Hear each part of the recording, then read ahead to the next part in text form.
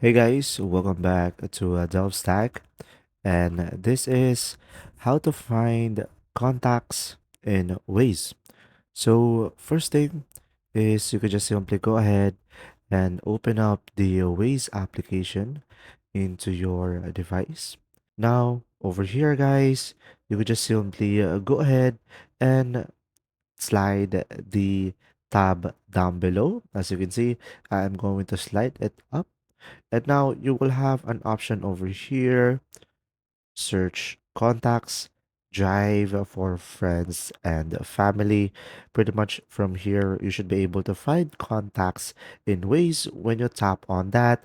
And from here, it will ask you whether you want to allow an access to your contacts. And of course, you could just simply tap on next. And from here, you will have a pop-up if you are going to allow the contacts. Of course, I'm going to allow it. And after that, we should be able to have our contacts in ways. So pretty much from there, you should be able to find contacts by searching for addresses saved in your phone's contact list. And if a contact isn't showing up, ensure they have a saved address in your phone and that you have granted the Waze permission to see them.